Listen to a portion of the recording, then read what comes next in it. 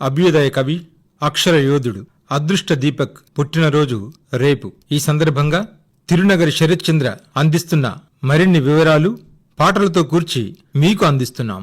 వినండి.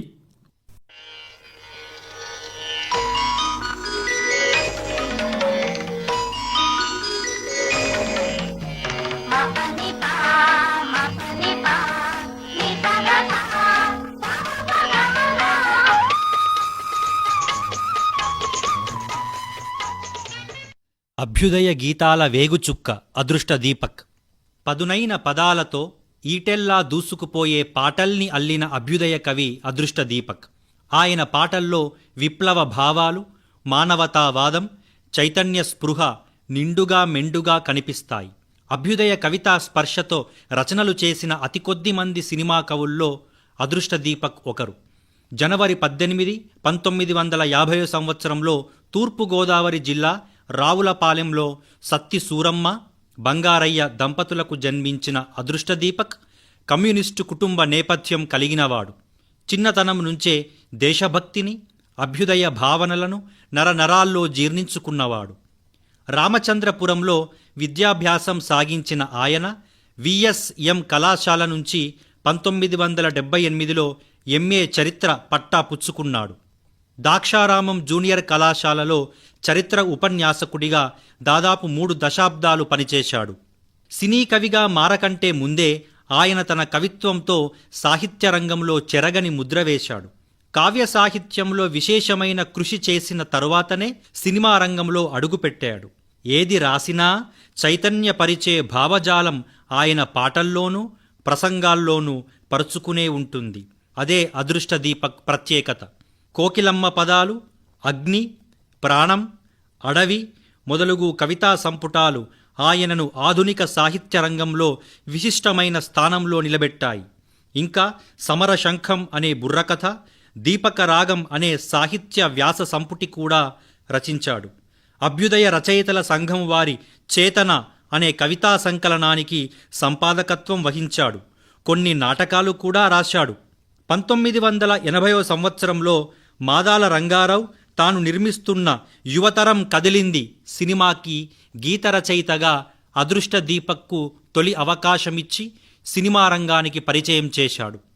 వృత్తిరీత్యా అధ్యాపకుడిగా ఉంటూనే ప్రవృత్తిరీత్యా సినిమా కవిగా 25 ఏళ్ల పాటు చిత్రరంగంలో 40 పాటలు రాశాడు.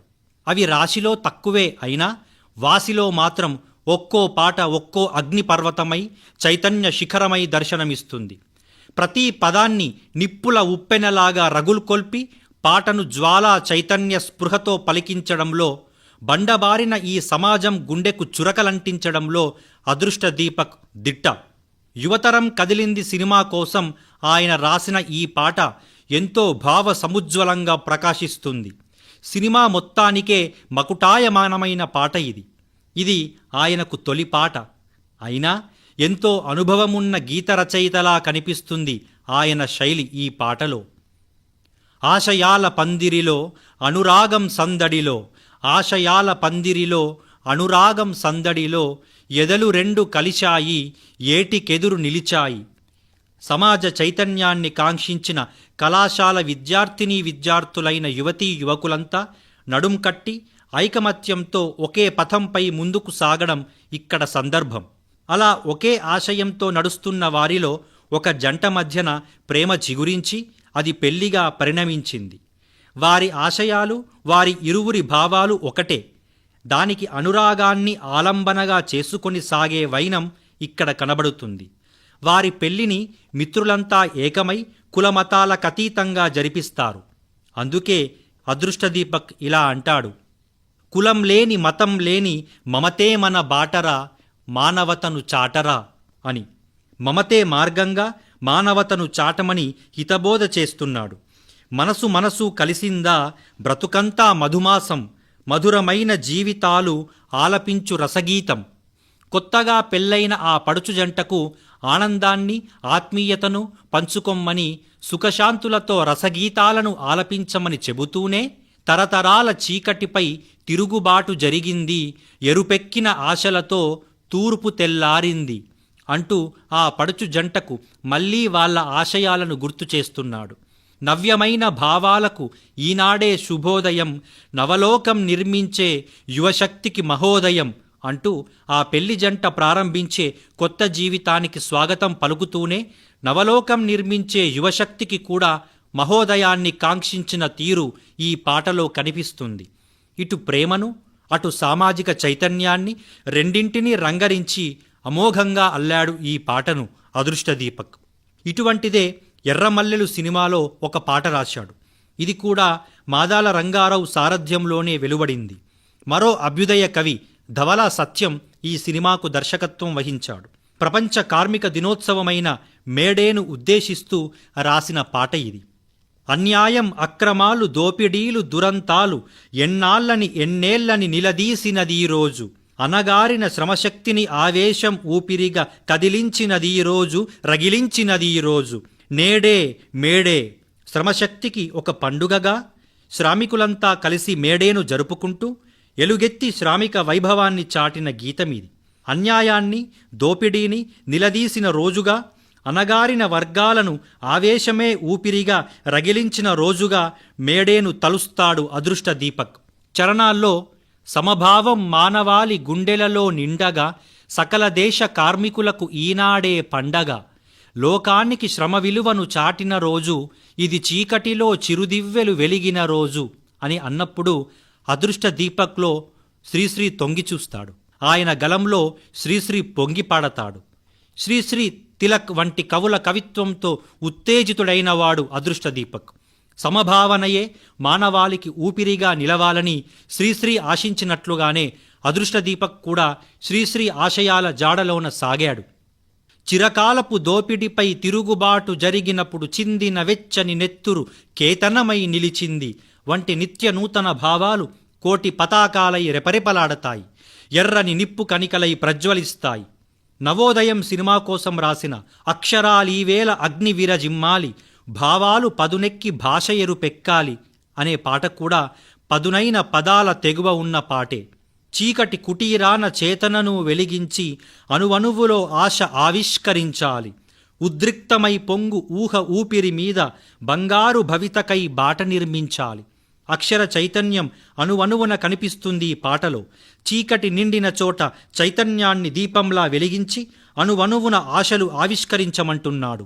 ఉద్రిక్తమైన ఊహల ఊపిరితో దేశ బంగారు భవిష్యత్తుకై సరికొత్త బాట నిర్మించాలన్నదే అతని ఆశయమని చాటుతున్నాడు. అంటే నవ సమాజం నిర్మించాలన్నదే అతని తపనగా కనబడుతుంది ఈ పాటలో. ఉజ్వలమైన పాటను ప్రగతి బాటగా ఎంచుకున్నవాడు అదృష్టదీపక్. పాత రాతి యుగాలు, రోతాలోచనలు జనజీవితం నుంచి తరలింపజెయ్యాలి, లోకాన శోకాల చీకట్లు తొలగించి నవజీవన ప్రభలు నర్తింపజెయ్యాలి. పాతకాలపు ఆలోచనలు, రాతియుగపు రోతభావనలు ప్రజల జీవితాల నుంచి తరలిపోవాలంటున్నాడు. అంటే ఆచారాలు, సంప్రదాయాలు, మూఢనమ్మకాల ముసుగు వేసి ప్రజలను అణిచివేయకూడదని, నిత్య నూతనత్వం అంతటా ఆవరించాలని, శోకాల చీకటి తొలగాలని, నవజీవన కాంతులు నాట్యమాడాలని ఆయన ఆకాంక్ష. అదృష్టదీపక్ పేరు చెప్పగానే అందరికీ గుర్తుకు వచ్చే పాట నేటి భారతం సినిమాలోని మానవత్వం పరిమళించే మంచి మనసుకు స్వాగతం, బ్రతుకు అర్థం తెలియజేసిన మంచి మనిషికి స్వాగతం.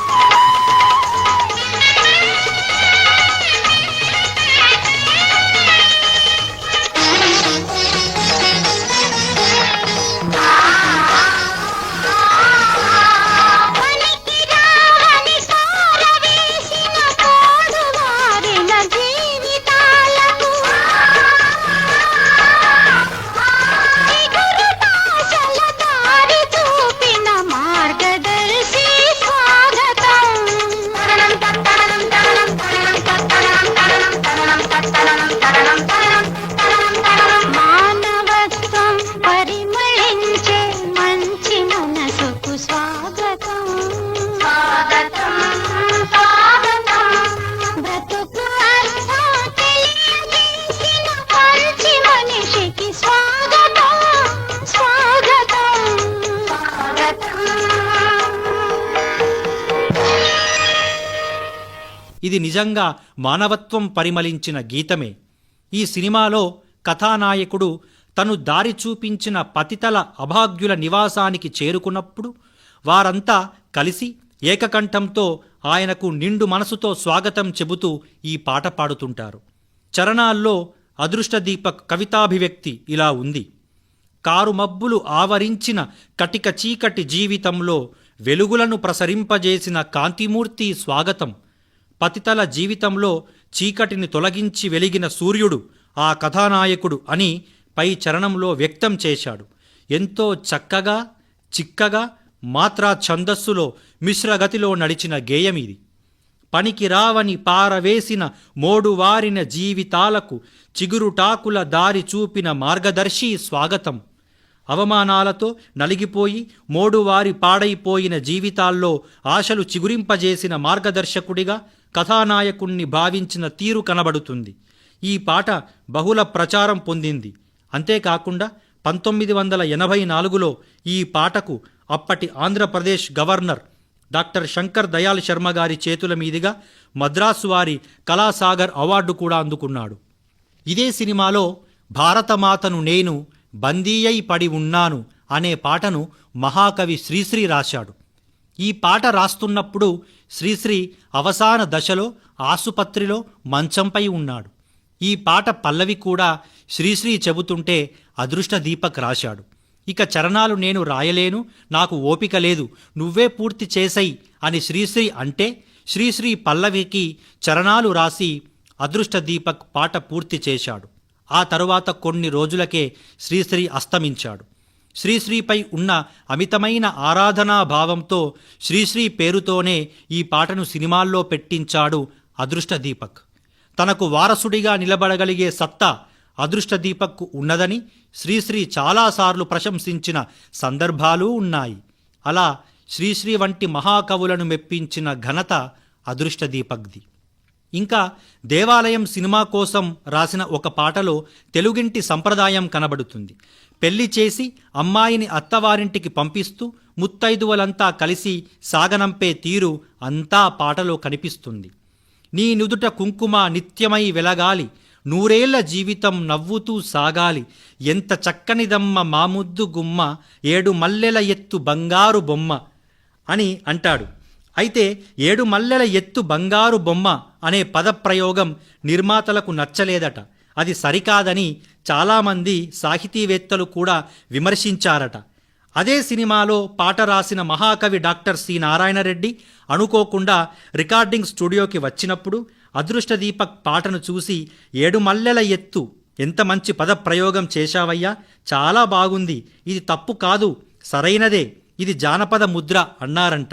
7 మల్లెల ఎత్తు అంటే ఎంతో సుకుమారివి అనే గొప్ప అర్థం ఉంది అందులో అని చెప్పి సినిమాలో పెట్టించారట.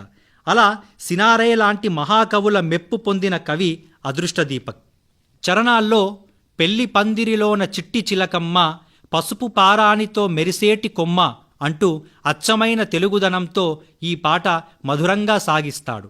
ఇంకా దేశంలో దొంగలు పడ్డారు సినిమాలో ఒక అభ్యుదయ గీతం రాశాడు.